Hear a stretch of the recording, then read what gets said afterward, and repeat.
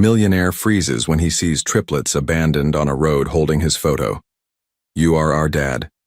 Before we get into it, let's make this moment global. Leave a comment in your own language. The late afternoon sun cast long shadows across the dusty Montana road as Jack Thompson's luxury SUV hummed along the quiet countryside. His knuckles whitened slightly around the steering wheel, the only visible sign of the tension he carried from years of high-pressure business dealings. At 38, he had everything money could buy, yet the emptiness inside him had grown with each corporate triumph. Just a few more miles, he muttered to himself, checking the GPS coordinates of the farmhouse he had purchased sight unseen last month, a sanctuary from the relentless pace of his tech empire.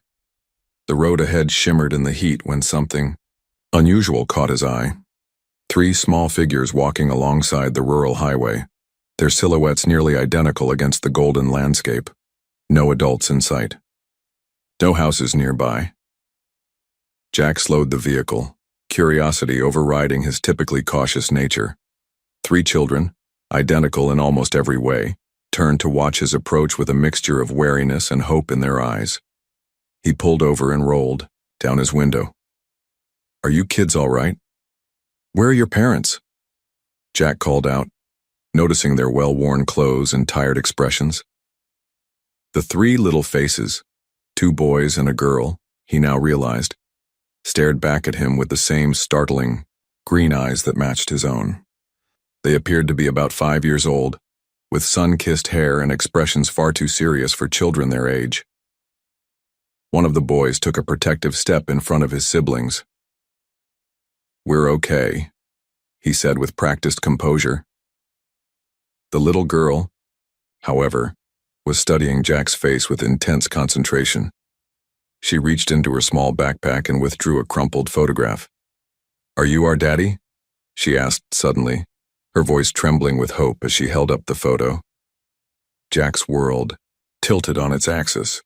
The photograph showed a younger version of himself with his arms wrapped around a woman he hadn't seen in nearly 8 years, Sarah Mitchell, his college sweetheart, who had disappeared from his life without warning or explanation. His throat constricted as he studied the 3 small faces more carefully. The same dimple in their left cheeks when they frowned. The same shaped eyebrows. And then, his heart nearly stopped, he noticed the small scar cutting through the right eyebrow of one of the boys, identical to the one Jack had carried since a childhood accident. "What? What are your names?" he managed to ask, his voice barely audible. "I'm Emma," the little girl said. "This is Ethan." She pointed to the protective boy with the scarred eyebrow. "And that's Evan." Jack stepped out of the car on unsteady legs, kneeling to their level. "Where's your mother? Where's Sarah?" The children exchanged glances, a silent conversation passing between them that spoke of a connection only identical triplets could share. "Mommy went to heaven," Emma finally whispered, tears filling her eyes. 2 weeks ago, Aunt Melissa said, "We had to stay with her now, but Ethan found Mommy's special box with your pictures and address. We ran away," Ethan added, lifting his chin defiantly. "Aunt Melissa said you didn't want us, but Mommy always told us our daddy was a good man who built important things all over the world." Jack's mind reeled with implications. Sarah had died. These 3 children, triplets with his eyes, his features, had been living without him for 5 years, and they had walked who knows how far to find him. "I never knew," he whispered, more to himself than to the children. "I never knew about you." The second boy, Evan, who had remained silent until now, took a tentative step forward and touched Jack's cheek with small fingers. "Are you sad?" he asked with unexpected gentleness. Jack hadn't realized he was crying until that moment. 8 years of questions about why Sarah had left. 5 years of a family he never knew existed. And now, 3 little souls standing on a dusty road, looking at him with equal parts hope and fear. "I'm not sad," Jack said, finding his voice at last. "I'm just surprised and very, very happy to meet you." The triplets watched him carefully, weighing his words like much older souls. "Will you take us home with you?" Emma asked, clutching her precious photograph. Jack looked into 3 pairs of eyes that mirrored his own and felt something shift permanently in his universe. Yes, he answered, making a promise to them, and to himself. I'm taking you home. The farmhouse felt suddenly small as Jack ushered the triplets inside, his mind racing with questions he couldn't voice. He watched as the children huddled together on his leather couch, their identical green eyes taking in the half-unpacked boxes and sparse furnishings of his new home. Are you hungry? He asked, realizing he had no idea what 5-year-olds ate. 3 solemn nods answered him. While heating some soup he'd thankfully purchased during his last grocery run, Jack made a critical call. Michael, I need your help, he said quietly into his phone, moving to the hallway. It's urgent. Michael Benson had been Jack's personal assistant for 6 years, the closest thing to a friend the workaholic businessman allowed himself. His loyalty was unwavering, his discretion absolute. I need everything you can find on Sarah Mitchell, her life for the past 8 years, her death certificate, and anything about triplets. Jack's voice cracked on the last word. After settling the children with food, Jack observed them with wonder and trepidation. They ate with the careful manners of children who'd been taught to be grateful for what they received. When Evan struggled with his spoon, Emma automatically steadied his hand. An intimate gesture born from years of connection Jack had missed entirely. Later that night, after improvising beds from blankets and cushions, Jack sat in the dim kitchen while 3 small bodies slept in his guest room. He opened his laptop and began his own search, fingers trembling as he typed Sarah's name. The local newspaper's obituary was brutally simple. Sarah Mitchell, 36, died in a single-vehicle accident on County Road 18. She is survived by her triplets and sister, Melissa Reynolds. Jack closed his eyes against the pain. Sarah, vibrant, brilliant Sarah, was gone forever, without him ever knowing why she'd disappeared from his life. His phone buzzed with Michael's text. Information incoming. Death verified. Children's birth certificates list father as unknown. Temporary custody granted to sister 2 weeks ago. Unknown. The word cut through Jack like a knife. Why hadn't Sarah told him? What happened 8 years ago to separate them so completely? Jack moved to the guest room doorway, watching the triplets sleep. In the moonlight, Ethan's scar, identical to Jack's own childhood injury, seemed to glow silver against his skin. The coincidence was too profound to dismiss. He retreated to his bedroom and dug through unpacked moving boxes until he found a weathered shoebox. Inside lay dozens of letters he'd written to Sarah after she vanished. Letters full of questions, declarations of love, and eventually, reluctant goodbyes. Letters he'd never sent, having nowhere to send them. Dawn found Jack still awake, watching the sunrise paint Montana's hills golden. Michael's final message of the night confirmed an address just 15 miles away, the home where Sarah had raised their children while Jack built empires, unaware of their existence. A soft sound made him turn. Emma stood in the doorway, clutching her tattered teddy bear. Are you really going to keep us? She asked, her voice small but direct. Jack knelt to her level, meeting eyes so like his own. I'm not going anywhere, he promised, the words forming a vow he hadn't known he needed to make. Today we're going to your house to get your things. Would that be okay? Emma nodded gravely. Mommy kept all your pictures in her special box. She said you didn't know where to find us. Jack's heart constricted. I would have looked for you, if I'd known, he whispered, wondering what truths and lies awaited him in Sarah's home, and what secrets Melissa Reynolds might be hiding. As the other triplets stirred, Jack steeled himself for the day ahead. Somewhere between yesterday and today, finding the truth had become the second most important thing in his life. The first was protecting these 3 children who, against all odds, had found their way to him. The modest blue house at the end of Pine Creek Road told a story Jack wasn't prepared for. Children's bicycles with training wheels leaned against the porch. A handmade wind chime tinkled in the breeze. This was no temporary dwelling. This was a home built over years. That's our house, Evan whispered from the back seat, his voice a mixture of excitement and grief. Using the spare key Emma had tucked in her teddy bear, Jack unlocked the front door. The triplets rushed inside, their familiarity with the space a sharp contrast to Jack's hesitant steps. The living room walls displayed a carefully curated timeline of the children's lives. First steps, birthdays, preschool graduations, moments Jack should have witnessed. His throat tightened as he realized how completely he had been erased from their narrative. "Mommy's room is this way," Emma announced, tugging his hand. Jack followed her down a narrow hallway lined with the children's artwork. Sarah's bedroom was simple but warm, with faded floral curtains and a well-worn quilt. Jack stood frozen in the doorway, overwhelmed by her lingering presence. The faint scent of lavender, a book still open on the nightstand. "She kept your pictures in here," Ethan said, pointing to a small wooden chest at the foot of the bed. Inside, Jack found a collection that shattered his understanding of the past 8 years. Photographs of him and Sarah from college, newspaper clippings about his business successes, and most disturbingly, a stack of envelopes addressed to him in Sarah's handwriting, all marked "Return to sender, address unknown." "Impossible," he murmured, examining the envelopes. He'd lived in the same Seattle penthouse for the past decade. His address had never changed. Beneath the envelopes lay a leather-bound journal. Jack hesitated, then opened it to an entry dated 5 years ago. "The triplets are 1 month old today. The doctor says Evan's heart murmur bears watching. I wish I could tell Jack. I've tried reaching him again, but his number is disconnected, and my letters come back. Melissa says I should stop trying, that he's made his choice clear by ignoring us. But that doesn't sound like the Jack I knew." Jack's hands trembled as he flipped to a more recent entry. "I saw Jack on TV today, accepting an award for innovation. The triplets were fascinated by the man who looks like Ethan. I tell them stories about their father building important things that help people. I can't bear to tell them he didn't want us.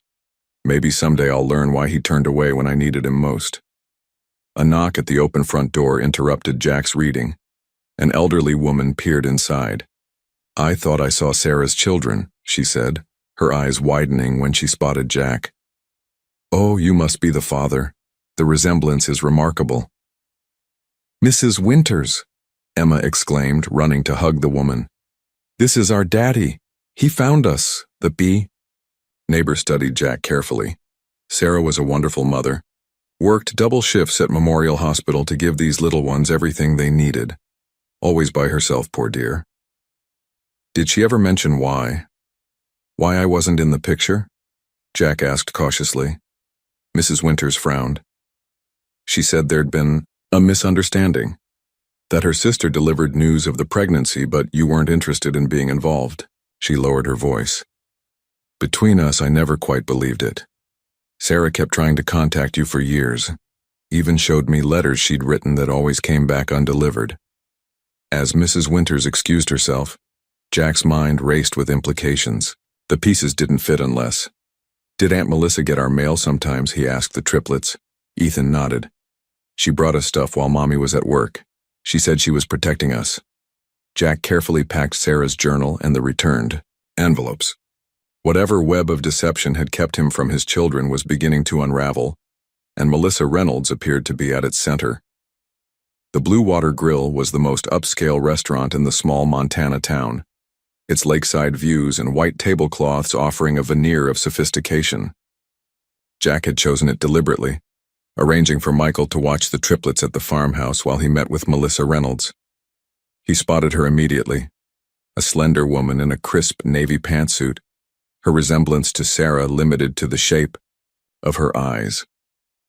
Where Sarah's expression had always been open and warm, Melissa's features were arranged in practiced composure. "Thank you for meeting me," Jack said, sliding into the seat across from her. Melissa's smile didn't reach her eyes.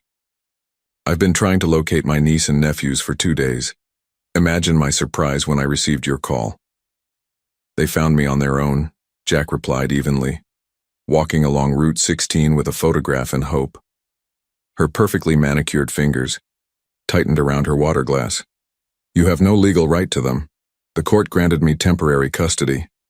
"Because I was listed as unknown on their birth certificates," Jack countered, keeping his voice calm despite the anger simmering below the surface. "Why is that, Melissa? When Sarah clearly knew exactly who I was?" A flicker of unease crossed her face before she recovered. Sarah made her choices. She decided raising the children alone was preferable to begging an unwilling father to acknowledge them. Jack placed Sarah's journal on the table between them. "That's not what Sarah wrote here. She documented years of attempts to contact me. Letters that mysteriously returned and calls that never connected." Melissa's laugh was brittle. "And you believe you're completely blameless? The successful tech mogul too busy building his empire to notice the woman carrying his children had disappeared?" "I searched for her," Jack said quietly. "Hired investigators. Called her parents until they changed their number. They told me she wanted nothing more to do with me." "My parents always protected Sarah's choices," Melissa replied, a hint of bitterness seeping through her poised exterior. Jack leaned forward. "The Triplets mentioned you collected their mail sometimes. Mrs. Winters said you delivered news of the pregnancy to me, news I never received. The letters Sarah wrote were returned from an address I've had for over a decade." Color drained from Melissa's face. "You have no proof of anything?" "Not yet," Jack agreed. "But I've already filed for emergency custody on grounds of biological paternity, with a DNA test scheduled tomorrow. My legal team is investigating how my contact information mysteriously changed in Sarah's phone and address book." Melissa's composure cracked. "You weren't good enough for her. You would have held her back with your obsessive ambitions. I was protecting my sister. By destroying her chance at a complete family." Jack's voice remained low, but intensity burned in every word. "By denying my children their father? By lying to Sarah for years? Those children have been perfectly fine without you," Melissa hissed. "What can you possibly offer them now? Weekend visits to your corporate offices? Nannies and boarding schools?" The genuine concern beneath her manipulation gave Jack pause. "I can offer them the truth," he said finally, "and the chance to know their father." Melissa stood abruptly, gathering her designer purse. "This isn't over, Jack. I've been there for every fever, every nightmare, every milestone. You're a stranger to them." "A stranger you deliberately created," Jack replied, remaining seated. "Why, Melissa? Was it jealousy, control, or something else?" Her expression hardened. "You have 3 days with them before our court date. Enjoy playing daddy while you can. Those children belong with family, real family." As she strode away, Jack sat motionless, her parting words echoing. She was right about one thing. He was still a stranger to his own children. But the journal in his hands and the triplets waiting at the farmhouse were proof that some bonds transcended time and deception. His phone buzzed with a text from Michael. "DNA lab technician arrived. Kids. Asking when you'll be back for promised pancake dinner." Jack smiled despite the weight on his shoulders. He had 3 days to become more than a stranger to his children, and a lifetime to make up for lost time. Morning sunlight streamed through the kitchen windows as Jack flipped pancakes, hyper-aware of 3 identical pairs of eyes watching his every move. Despite their physical sameness, he was beginning to recognize the triplets' distinct personalities. Ethan perched at the counter, observing with analytical focus, as if cataloging Jack's movements for future reference. Emma chattered enthusiastically about the pancake shapes, suggesting improvements with the confidence of someone accustomed to being heard. Evan sat slightly apart, quietly sketching on a paper napkin, occasionally glancing up with shy curiosity. "Who wants to explore the farm today?" Jack asked, sliding star-shaped pancakes onto their plates. "Are there animals?" Emma asked immediately. Jack smiled. "Not yet, but there's a pond, an apple orchard, and a big red barn we could fix up together." The day unfolded in a series of small discoveries. Jack showed them the sprawling property, answering Emma's rapid-fire questions while noting how Ethan maintained a careful distance, evaluating this new father figure with guarded eyes. By the pond, Jack taught them to skip stones across the water. Evan's stone sank immediately, his shoulders slumping in disappointment. Watch, Jack said gently, guiding Evan's small hand through the motion. It's all in the wrist. When Evan's next stone skipped twice, his face lit up with a smile so like Sarah's that Jack's breath caught. For lunch, Jack spread a blanket beneath a massive oak tree, unpacking the sandwiches he'd prepared, each cut differently to help him learn their preferences. Emma devoured her triangular pieces enthusiastically, while Ethan methodically inspected his rectangular sections before eating. Evan carefully removed the crusts from his dinosaur-shaped portions, arranging them in a pattern before taking a bite. "Can we make paper airplanes?" Emma asked, pointing to Jack's notepad. Soon the air was filled with white gliders as Jack demonstrated different folding techniques. Emma's competitive spirit drove her to throw farther than her brothers. Ethan focused on perfecting his folds for maximum distance. Evan created elaborate designs, more concerned with aesthetics than flight capability.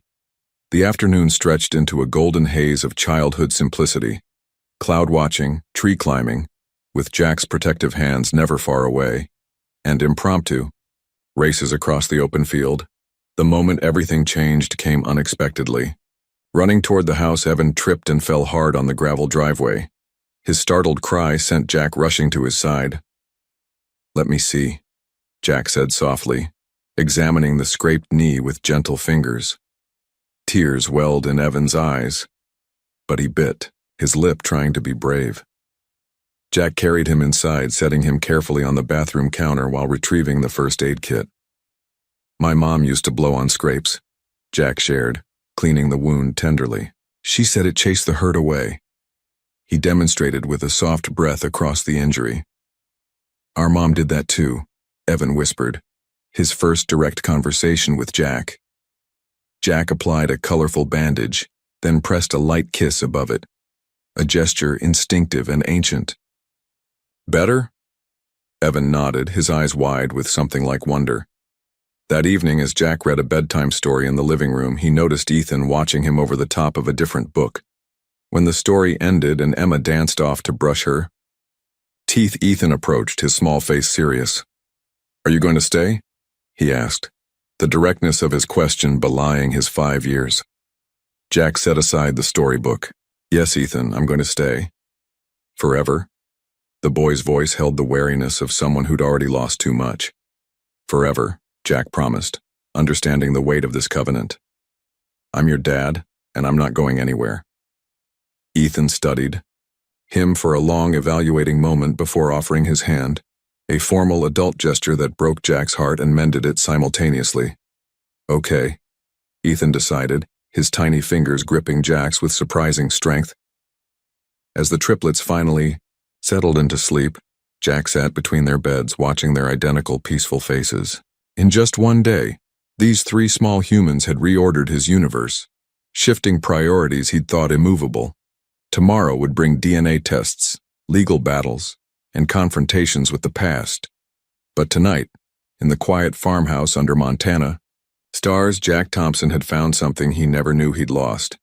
"This won't hurt at all," Dr. Winters assured, smiling at the triplets lined up on Jack's sofa. "Just a little swab inside your cheek, like brushing your teeth." Jack had arranged for the DNA testing to be done at the farmhouse, wanting to spare the children another unfamiliar environment. Dr. Winters, Mrs. Winters' son and the town's most trusted physician, had agreed to oversee the procedure personally. "It's just a special health check," Jack had explained to the triplets that morning, choosing words they could understand without burdening them with adult complexities. Emma went first, treating the procedure like an adventure. "Does this tell you I'm super strong?" she asked the doctor. Dr. Winters winked. "It tells us all about what makes you special." Ethan watched his sister carefully before allowing his own cheek to be swabbed, his serious eyes never leaving Jack's face. Evan hesitated until Jack knelt beside him. "Would it help if I go first?" he offered. Evan nodded, visibly relaxing as he watched Jack undergo the same simple procedure. When his turn came, he opened his mouth bravely. "Perfect," Dr. Winters praised, labeling the final sample. "You 3 are excellent patients. While the triplets were distracted by the cartoon Jack had queued up, Dr. Winters pulled him aside. "The rush processing will have results back in 48 hours, he said quietly. "But Jack, speaking as someone who delivered these children, there's no doubt in my mind. They're yours," Jack's lawyer called as the doctor was leaving. Judge Parker granted temporary custody pending the DNA results. Ms. Reynolds is contesting vigorously, but given the circumstantial evidence and the children's current location with you, it's looking favorable. The news brought temporary relief, but the weight of Sarah's journal entries still pressed heavily on Jack's mind. That evening, after tucking the triplets in, he returned to the worn leather book. The pages chronicled Sarah's life as a single mother, her joy in the triplets' milestones alongside her struggles with finances and Evan's health concerns. Entries about Jack appeared throughout, revealing her continued belief that he had rejected them. Sent another letter today. Returned. Again. I don't understand why he won't even read them. The Jack I knew would never abandon his children no matter what. And later, Melissa says I should stop torturing myself, that some men aren't meant to be fathers. But when I look at Ethan's expressions, so like Jack's, I can't help wondering what went wrong. The most recent entry, dated just weeks before, her death made Jack's blood run cold. Found a strange box in Melissa's guest room while picking up the children. Letters addressed to Jack, my letters hidden away. Could she have? No, my own sister wouldn't do that to me. To the triplets. I need to think. The entry ended abruptly, with no resolution. Had Sarah confronted Melissa? Had she planned to reach out to Jack directly? The accident had silenced those questions forever. A small sound from the hallway pulled Jack from his thoughts. Emma stood in the doorway clutching her teddy bear. "I can't sleep," she whispered. "I keep thinking about Mommy." Jack set the journal aside and opened his arms. Emma climbed onto his lap, her small body fitting against his chest as if designed to be there. "Your mom was very brave," Jack said softly, "and she loved you three more than anything." "She had a special box with your pictures," Emma confided. "She said you build important things that help people." Jack swallowed hard. "I try to, but nothing I've ever built is as important as you, Ethan, and Evan." Emma studied him with eyes too old for her 5 years. "Aunt Melissa said you didn't want us, but that's not true, is it? You just didn't know." "I didn't know," Jack confirmed, his voice rough with emotion. "If I had, I would have been there for every single day of your lives." Emma nodded, satisfied with this answer. "Can I sleep in your room tonight, just this once?" Later, with Emma asleep beside him, Jack drafted emails to his executive team. For the first time in 15 years, Thompson Technologies would have to operate without his constant presence. There were decisions about schools to research, renovations to plan, and 3 young lives that needed stability more than he needed to attend board meetings. The DNA results were a formality. In his heart, Jack already knew. These were his children. And nothing, not Melissa, not the courts, not even his own empire, would keep him from them again. The small town of Pine Creek buzzed with whispers. At the grocery store, Jack noticed sidelong glances and abruptly halted conversations when he passed by with the triplets. At the hardware store, where he purchased supplies to childproof the farmhouse, the owner's smile seemed strained. "Folks talking about us?" Jack asked Mrs. Winters when she stopped by with a homemade casserole. The elderly woman sighed, settling into a kitchen chair while the triplets played in the living room. "Melissa's been busy, telling anyone who'll listen that you abandoned Sarah, only to swoop in now for some kind of inheritance." Jack laughed bitterly. "Sarah's estate consists of a mortgaged house and an 8-year-old sedan. Those who knew Sarah don't believe it," Mrs. Winters assured him. "But Melissa has lived here her whole life. She has connections." Those connections became apparent the next day when a local reporter called requesting comment on the custody battle between a workaholic tech CEO and the devoted aunt who helped raise the orphan triplets. Michael, who had extended his stay to help Jack navigate this new reality, intercepted most of the calls. "She's orchestrating a character assassination," he reported. "I've traced 3 different social media accounts posting about you, all linked to Melissa's IP address. Jack had expected legal challenges, but the campaign to turn the community against him was more insidious than anticipated. His lawyer called with more concerning news. "She's hired Blackwell Investigations to dig into your past," she informed him. "They're known for finding or manufacturing dirt. Your college girlfriends, business rivals, former employees. They'll interview anyone who might have an axe to grind." Jack was reviewing security footage from Sarah's house, installed after the triplets mentioned Melissa still had a key, when the doorbell rang. Melissa stood on his porch, immaculately dressed in a cream-colored suit that screamed old money. Despite the modest teacher's salary Jack's investigators had uncovered, court-mandated visitation, she announced, waving a document. 2 hours, supervised. The triplets greeted their aunt with mixed reactions. Emma offered a polite hello, but stayed near Jack. Ethan watched warily from the staircase. Only Evan approached her with a hug, though his eyes sought Jack's reassurance over Melissa's shoulder. Jack invited her to the living room where he could observe while giving them space. Michael positioned himself discreetly in the kitchen doorway, recording the interaction on Jack's instruction. Melissa had brought gifts, expensive electronic tablets that made Jack raise an eyebrow, considering her reported income. As the children explored the devices, she spoke to them in a honeyed voice just loud enough for Jack to hear. "Are you having fun playing house with your father?" she asked, emphasizing the last word strangely.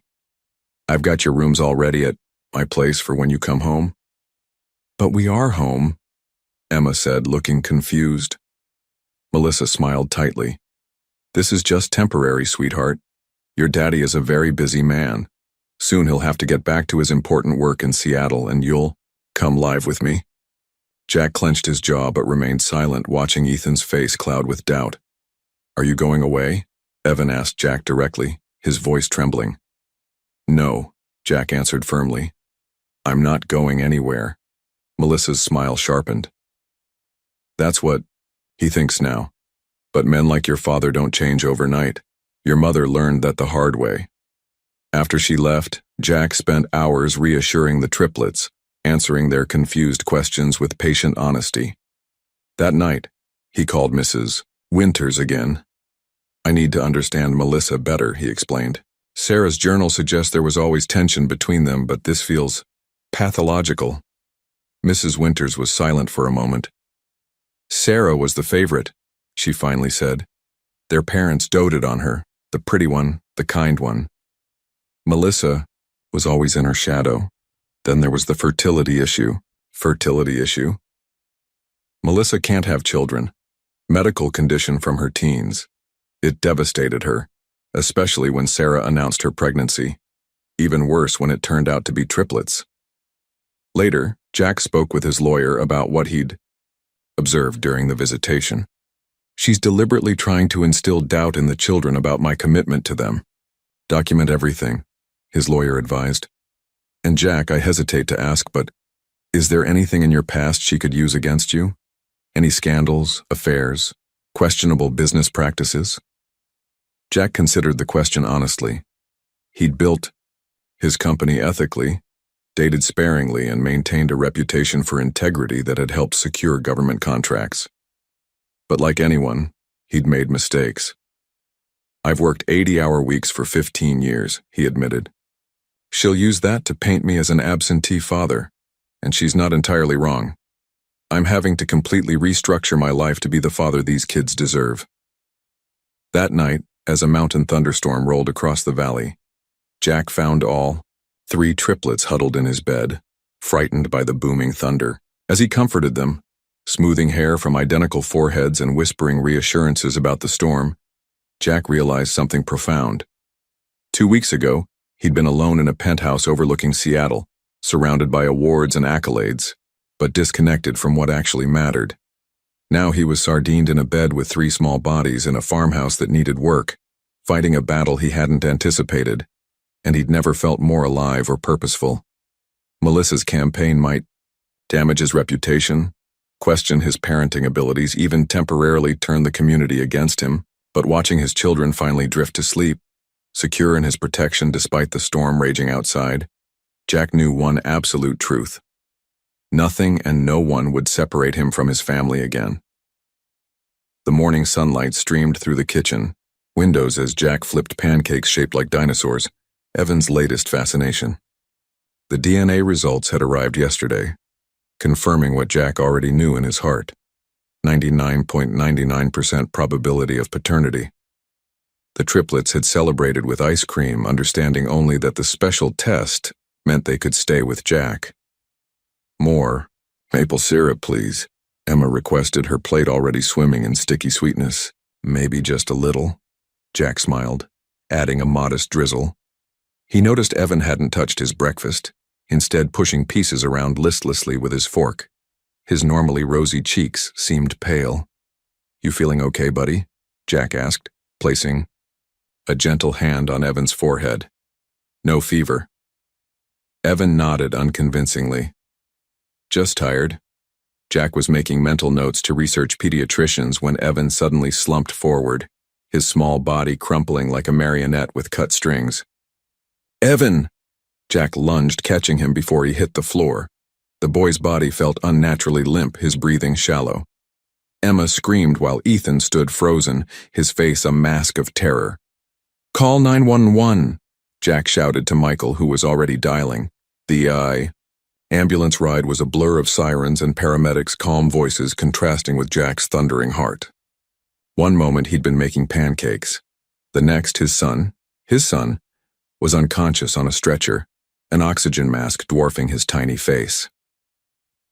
At Pine Creek Memorial Hospital, a grim-faced doctor pulled Jack aside while nurses settled Evan in a pediatric room. "Mr. Thompson, your son has a congenital heart condition called tetralogy of Fallot," Dr. Ramirez explained.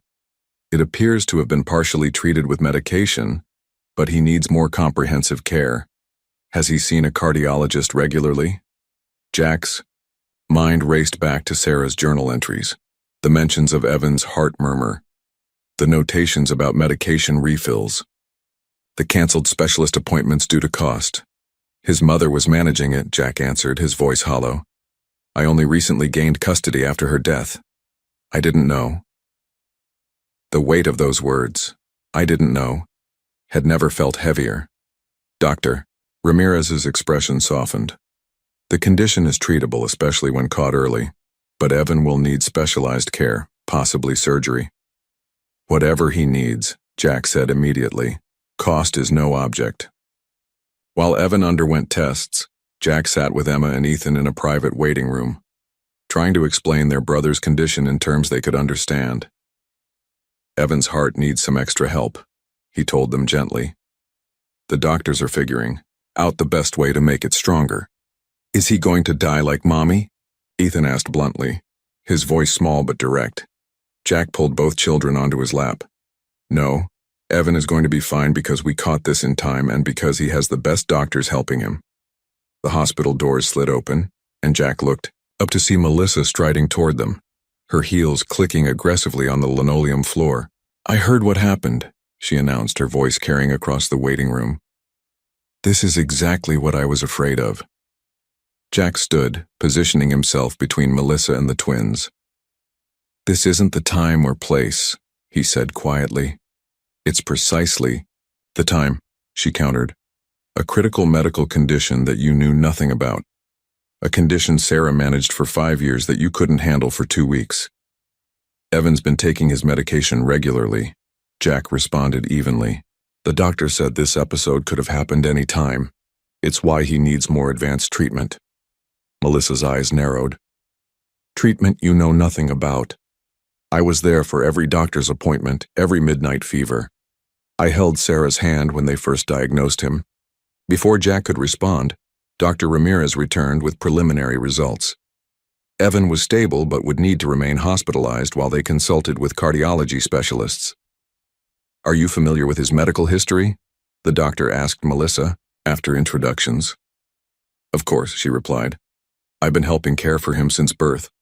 Sarah kept meticulous records. "Records I'd very much like to see," Jack interjected, since they weren't among her personal effects. A flicker of something crossed Melissa's face. "They're at my house. I organized all their medical information after the accident. While the Doctor continued updating them. Jack's lawyer called. He stepped away to answer. Jack, we've been reviewing Sarah's financial records. There's something you should know.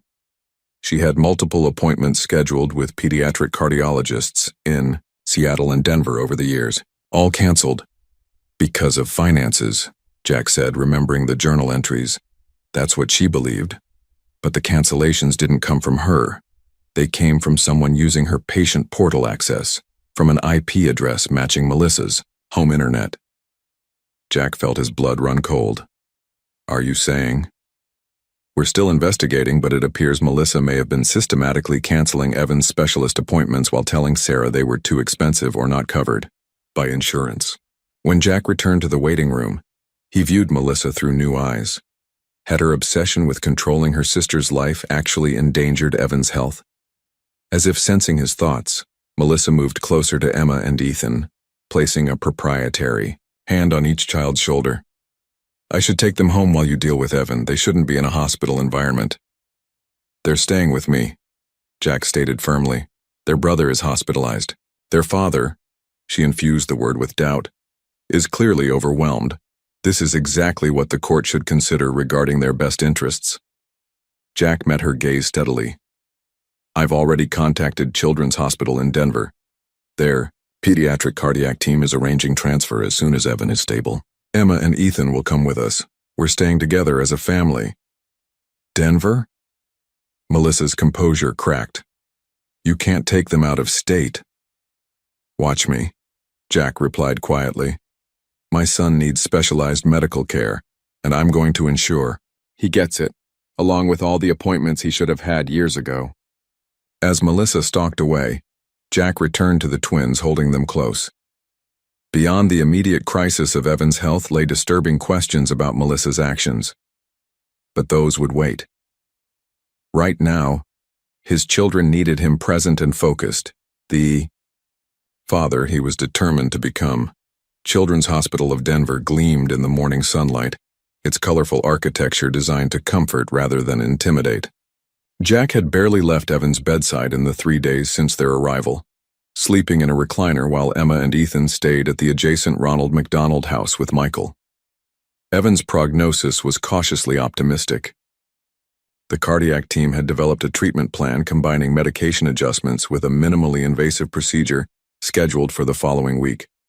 The chief cardiologist had been blunt. This should have been addressed years ago. He's lucky to have you advocating for him now. Jack was reviewing emails on his laptop. His executive team had been remarkably supportive of his abrupt paternal leave, when a soft knock interrupted his thoughts. A woman in her early 30s with warm brown eyes and a kindergarten teacher's patient smile stood in the doorway. Mr. Thompson? I'm Claire Bennett, the Triplets teacher from Pine Creek Elementary. Jack stood, surprised. You drove all this way? Claire stepped into the room, her gaze briefly resting on Evan's sleeping form. I came to deliver some get-well cards from his classmates and, she hesitated, to talk to you about Melissa Reynolds. Over coffee in the hospital cafeteria, Claire revealed what had brought her 4 hours from Pine Creek to Denver. Sarah would often cry after meetings with Melissa, she explained. Once, after a particularly bad argument, Sarah confided that Melissa had stolen her chance at happiness. I didn't understand what she meant until I saw you with the Triplets last week. Claire had been troubled by Melissa's version of events, the abandoned single mother, the suddenly interested father. It never matched the Sarah I knew. She spoke of the Triplets' father with sadness, not bitterness, like something had been taken from both of you. Jack leaned forward. Do you believe Melissa deliberately kept Sarah and me apart? I do now, Claire affirmed. When I heard about Evan's condition and Melissa's involvement with his medical care, pieces started falling into place. Sarah once mentioned trying to get a referral to a heart specialist, but Melissa convinced her the local doctor was sufficient. Sarah trusted her sister completely. Claire wasn't the only unexpected ally to emerge. That afternoon, Jack received a call from Principal Matthews of Pine Creek Elementary, offering to testify about the Triplets' positive adjustment to Jack's presence. The local pharmacist contacted Jack's lawyer, confirming that Melissa often picked up Evan's medications, claiming to deliver them to Sarah. Most surprisingly, Dr. James Peterson, who had been Sarah's obstetrician, requested a meeting via video call. "I tried to reach you when Sarah was pregnant," the silver-haired doctor explained, his expression grave. "She was devastated when you didn't respond to her messages. I suggested contacting you directly through mutual friends, but Melissa intervened, insisting she had already spoken with you personally. She claimed I didn't want to be involved," Jack surmised bitterly. Dr. Peterson nodded. "Melissa always accompanied Sarah to appointments, always spoke first, always managed communications. I found it concerning, but patient confidentiality limited my options." By evening, Jack's legal team had assembled a comprehensive timeline of Melissa's interference, intercepted letters, canceled medical appointments, manipulated perceptions, and a systematic campaign to isolate Sarah while maintaining control. When Emma and Ethan visited Evan that night, their excitement over the hospital's play area temporarily eclipsed the grown-up concerns swirling around them.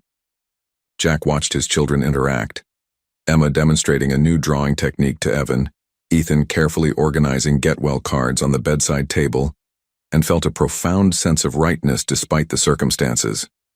Later, after tucking the twins in at the Ronald McDonald house, Jack sat alone in the garden, finally allowing himself a moment of grief for the years stolen from him. First dates, first steps, first words, moments he could never reclaim. His phone chimed with a text. From his lawyer, "Emergency custody hearing postponed. Judge wants to review new evidence. Keep focused on Evan, we're making progress." Jack looked up at the stars, the same stars that had watched over his children for 5 years without him, with unexpected allies rallying to his side and the truth. Slowly emerging from shadow, he felt something he hadn't dared embrace until now. Hope. "All clear for takeoff," Jack called out, pushing Evan's wheelchair down the hospital corridor at a controlled but exciting pace. After 2 weeks in Denver, including a successful, minimally invasive procedure to repair one of his heart valves, Evan was finally going home. Emma and Ethan flanked the wheelchair like honor guards, occasionally racing ahead only to circle back, their energy boundless after the hospital confinement. The cardiac team had pronounced Evan's prognosis excellent with proper medication and follow-up care. The shadows under Jack's eyes spoke of sleepless nights, but his smile reflected pure joy. The month since finding the triplets had transformed Jack's life completely. Thompson Technologies now had a robust remote work policy, with Jack's leadership team stepping up admirably. His Seattle penthouse was on the market, and contractors were finishing renovations at the Montana farmhouse, creating proper bedrooms for each child with design input from the triplets themselves. "I want stars on my ceiling," Evan had instructed from his hospital bed, sketching elaborate constellations. Emma requested purple walls and bookshelves for her growing collection. Ethan, ever practical, asked only for a desk for important work and storage bins for his treasured rock collection. The drive back to Pine Creek took them through golden autumn landscapes. Jack glanced in the rearview mirror to see all 3 children dozing, their identical faces peaceful in sleep. He sometimes still caught himself marveling at them. These 3 perfect beings who carried his features blended with Sarah's. These children he'd created but hadn't known existed. Life at the farmhouse quickly settled into comfortable routines. Jack learned each child's preferences and quirks. Emma's insistence on cutting her sandwiches into triangles, Ethan's methodical approach to every task, Evan's habit of humming while he colored. Mornings began with breakfast together before remote school sessions coordinated with Pine Creek Elementary. Afternoons included outdoor exploration when weather permitted, and evenings featured reading sessions before bedtime. Jack's work calls were scheduled during quiet times, often with a child or 2 curled beside him, drawing or reading while he discussed software developments or market expansions. His team had grown accustomed to occasional interruptions from small voices asking important questions about snacks or lost toys. The most unexpected new tradition began one Sunday when Emma asked about visiting Mommy's special place. Jack drove them to the small cemetery where Sarah was buried, bringing wildflowers the children had picked from the farmhouse garden. "We used to bring flowers every Sunday," Ethan explained, as they approached the simple headstone. Jack stood back, giving the triplets space for their familiar ritual. Emma arranged the flowers carefully, Ethan straightened a small stone angel placed beside the grave, and Evan patted the headstone gently, as if comforting it. When they stepped back, Jack moved forward, kneeling before the marker that bore the name of the woman he'd once loved, the mother of his children. "I wish things had been different," he said softly. "I wish we'd had our chance. But I promise you, Sarah, they'll have all the love both of us would have given them." That evening he found Emma sitting alone on the porch swing, her small face turned upward toward the first stars appearing in the darkening sky. "Is Mommy and a star watching us?" she asked as Jack joined her. He considered the question carefully, respecting both Emma's need for comfort and her intelligence. "I think people we love are always watching over us even when we can't see them. Your mom loved you 3 more than anything." Emma nodded, processing this. "She would be happy we found you," she decided with a child's certainty. "She told us our daddy was building important things, but he would come find us someday." Jack wrapped an arm around her small shoulders, watching as Ethan and Evan emerged from the house to join them on the porch. The 4 of them sat together as darkness fell completely, the Montana sky unveiling its tapestry of stars. No urgent emails demanded responses, no corporate crises required intervention. Instead, Jack Thompson, once defined entirely by his business accomplishments, found himself completely present, building something far more valuable than he ever had before: a family. The official custody hearing was set for Monday.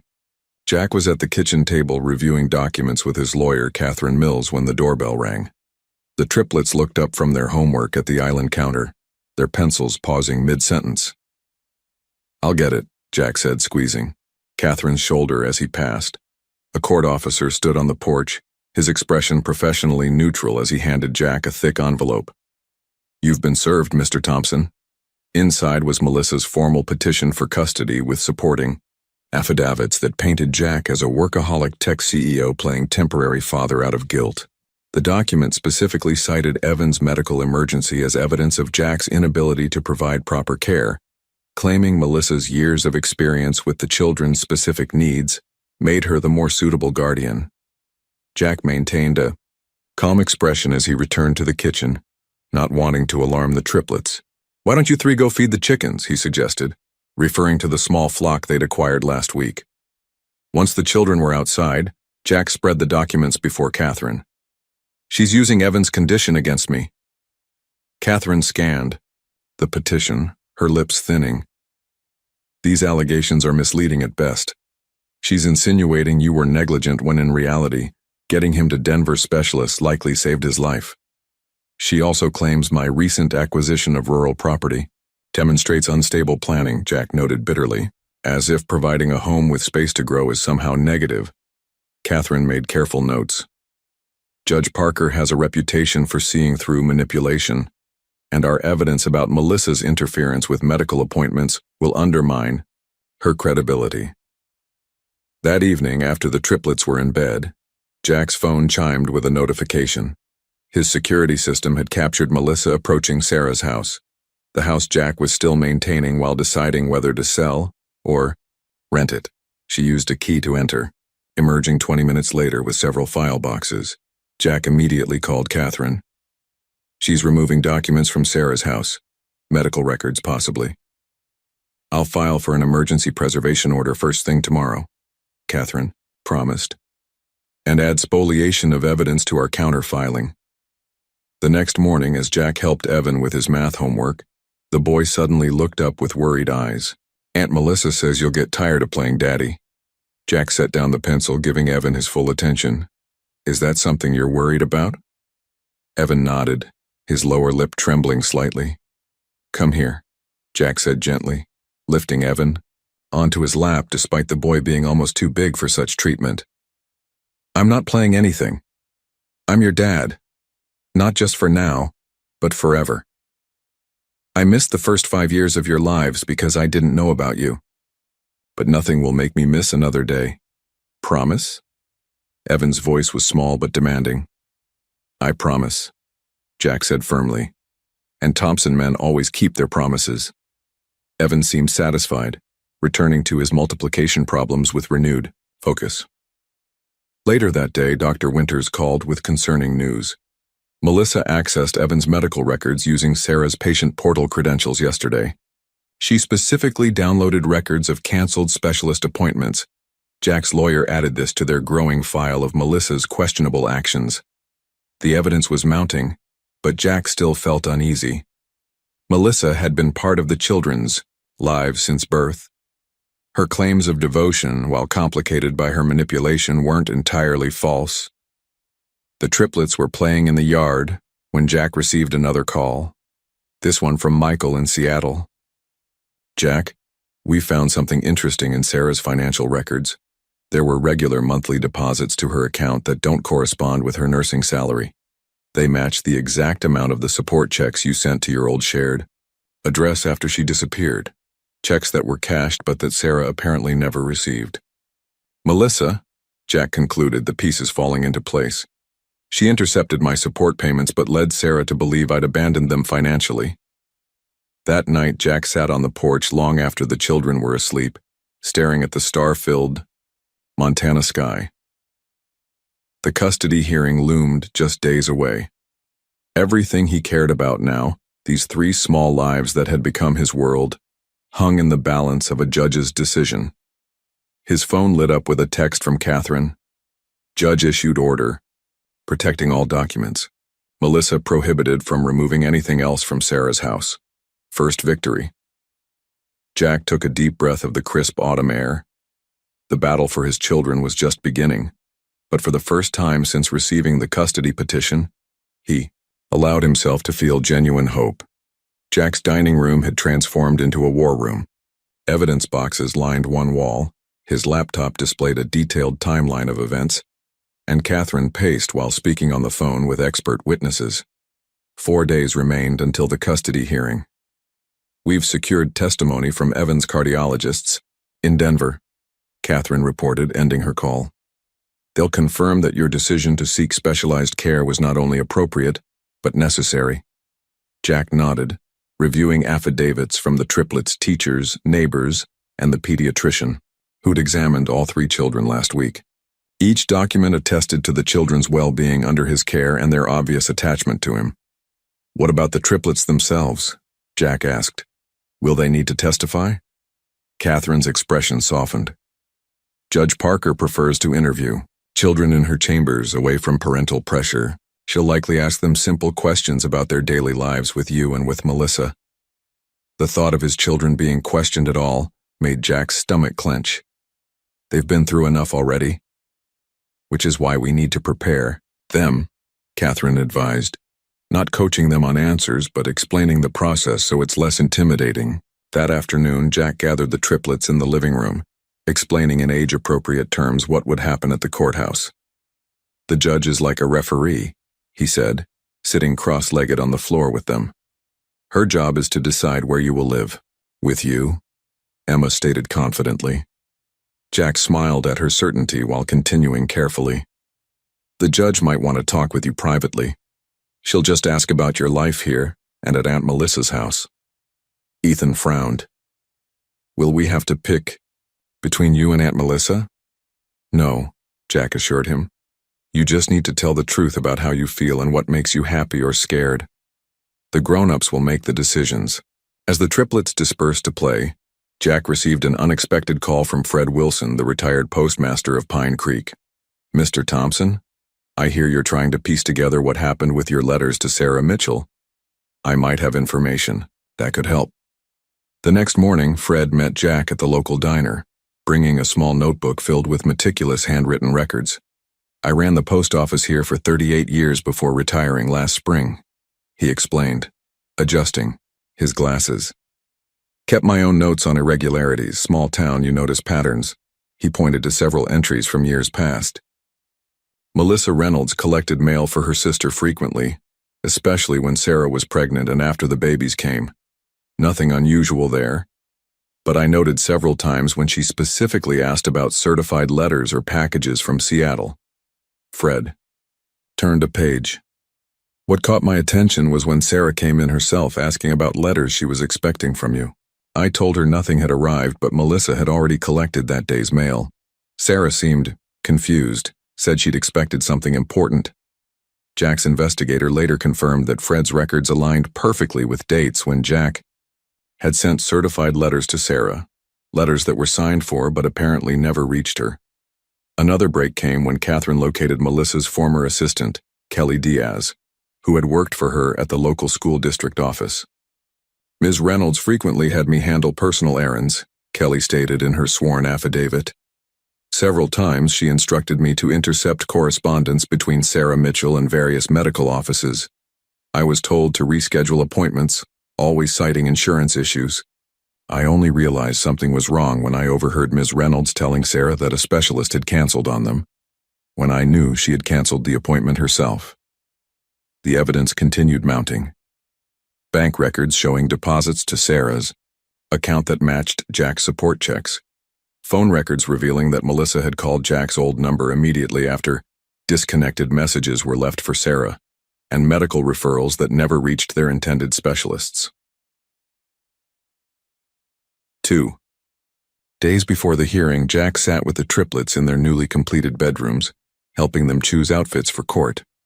As Evan carefully selected his favorite blue sweater, because it has a pocket for my lucky rock, Jack realized how completely these three children had rewired his heart.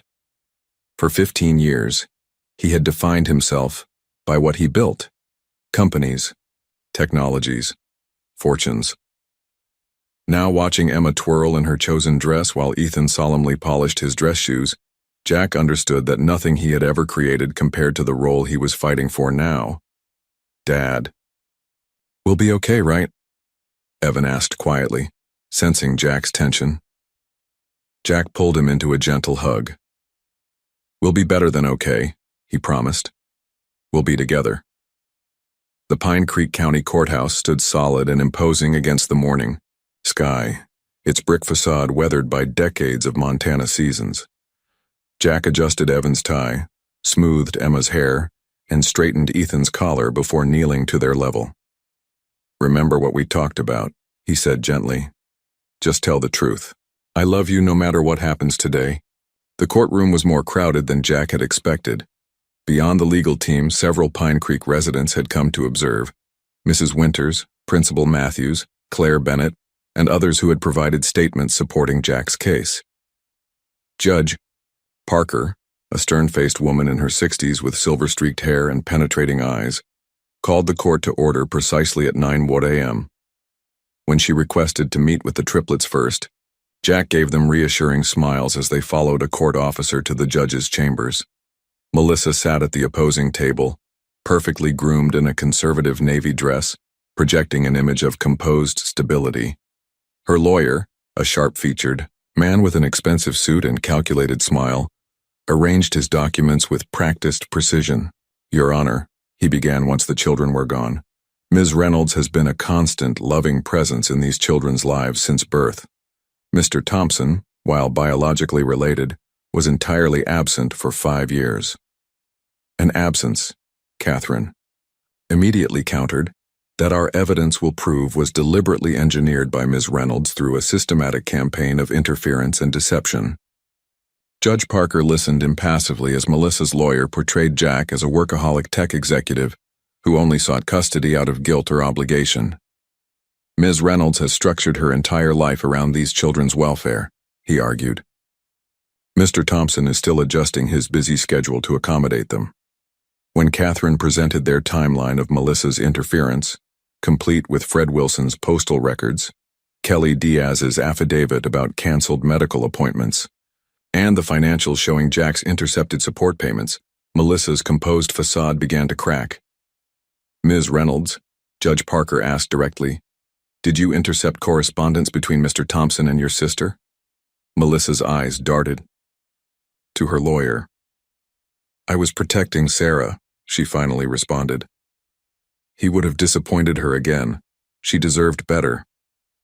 "Better than knowing the father of her children was sending child support? Better than specialized medical care for Evan?" Catherine pressed. The most damning evidence came from Michael, who had forensically recovered deleted emails from Sarah's laptop.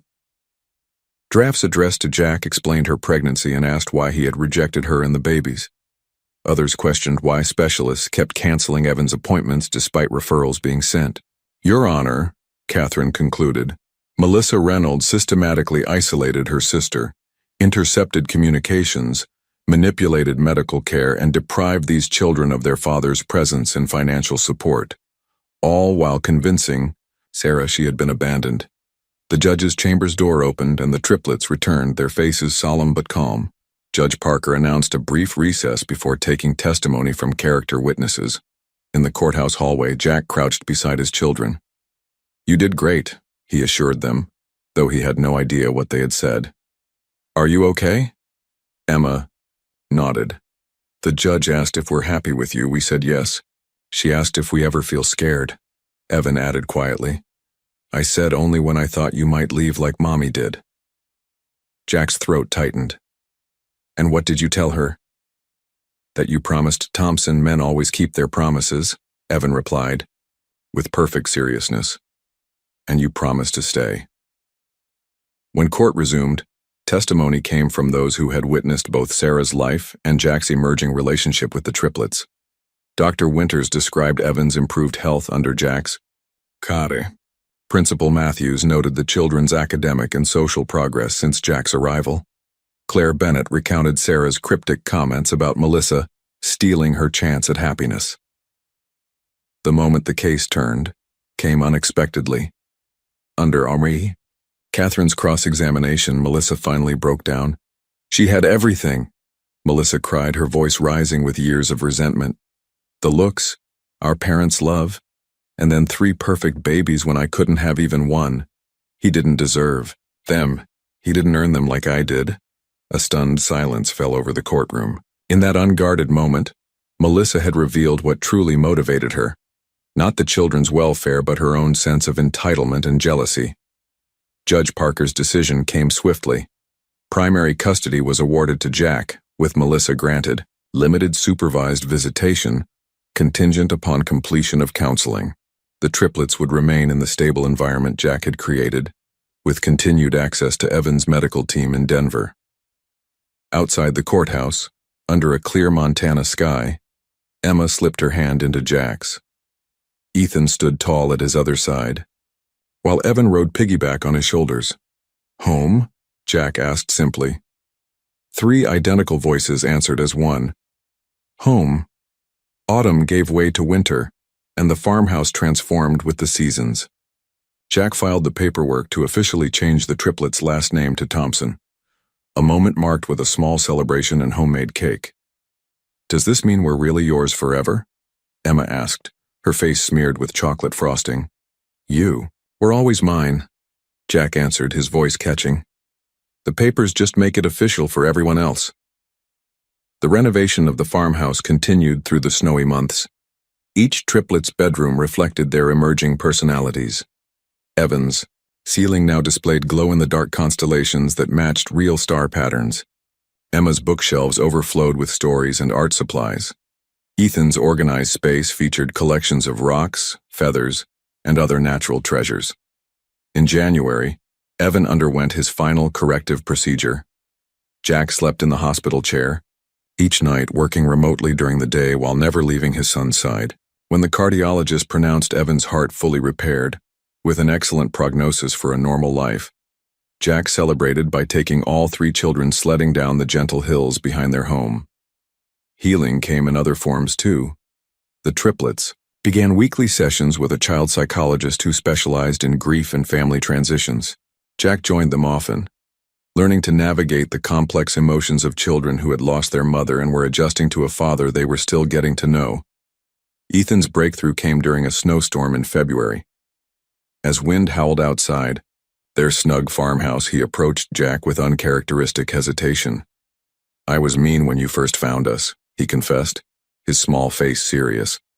I didn't want to like you because I was scared. Scared of what? Jack asked gently.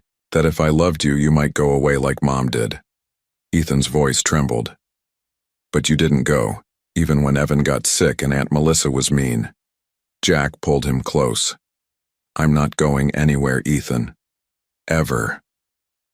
For the first time, Ethan initiated a hug, his small arms wrapped tightly around Jack's neck. The most surprising development came in early spring. Melissa, who had been regularly attending therapy as ordered by the court, sent a handwritten letter. In it, she apologized for her actions, explaining how grief over her infertility and jealousy of Sarah had twisted her into someone she no longer recognized. Jack debated whether to respond, finally deciding that healing required truth rather than continued resentment. He arranged a carefully supervised visit at a neutral location. Melissa arrived without her usual polished armor, visibly nervous but genuinely attempting to rebuild a healthy relationship with her niece and nephews. They need family connections, Jack told his lawyer when explaining his decision. Sarah would have wanted them to know her sister, the real Melissa, not the one who was consumed by jealousy.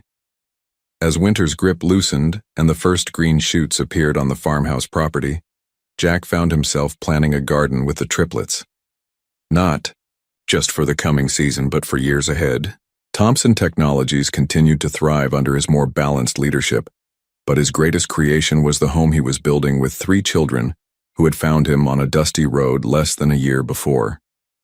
1 year to the day after Jack found the triplets on that dusty Montana road, the Thompson family gathered in the blooming garden behind their farmhouse. The morning sun cast golden light across the property they now all called home, warming the spring air as Jack adjusted a small plaque on a newly planted cherry tree. "Today is a special anniversary," he explained to the triplets, now 6 years old and thriving. "It's been exactly 1 year since we found each other." "Since we found you," Emma corrected with her characteristic confidence. "We did all the walking." Jack smiled, acknowledging the truth of this. "And to celebrate, I thought we could do something to remember your mom." This was her favorite kind of tree. The children helped pat soil around the sapling's base, each adding a small memento to the fresh earth. A painted stone from Emma, a carefully folded paper bird from Evan, and a polished pine cone from Ethan. Jack had learned that grief needed space to breathe, and creating rituals like this helped the triplets process their loss while embracing their new life. After the tree planting, Jack presented each child with a scrapbook he had spent months creating. Inside were photographs of Sarah from college, stories she had written, and memories shared by those who had known her. The final pages contained photographs from the past year, their first year as a family with Jack. "This way, you'll always remember her," Jack said softly, "and how much she loved you." That afternoon, while the children played with the puppy they had recently adopted from the local shelter, Jack retrieved a wooden chest from Sarah's house, which they still maintained as a rental property. He had been systematically sorting through her belongings, preserving meaningful items for the triplets' future. Inside the chest, beneath a stack of childhood mementos, Jack discovered an envelope he hadn't seen before. His name was written on the front in Sarah's familiar handwriting, the paper slightly yellowed with age. The date in the corner indicated she had written it just 3 weeks before her accident. With trembling hands, Jack opened the letter and began to read. "Dear Jack, if you're reading this, I've finally found the courage to send it. For years, I believed you had chosen not to be part of our children's lives. I've recently discovered this may not be true. I found letters I wrote to you hidden in Melissa's guest room. Letters that never reached you. I don't know yet what this means or what happened between us, but I need to believe the Jack I knew, the man I loved, would never have abandoned his children if he knew they existed. Our triplets are extraordinary. Ethan has your determination and thoughtful nature. Emma carries your confidence and creativity. Evan has your gentle heart and curiosity. They ask about you often, and I've only ever told them that their father is a good man who builds important things that help people. I don't know if reconciliation is possible after so many years and so much pain, but our children deserve to know their father, and you deserve to know them. If there's any chance that you were as much a victim of circumstance as I was, then perhaps we can find a way forward, not for us, but for Ethan, Emma, and Evan.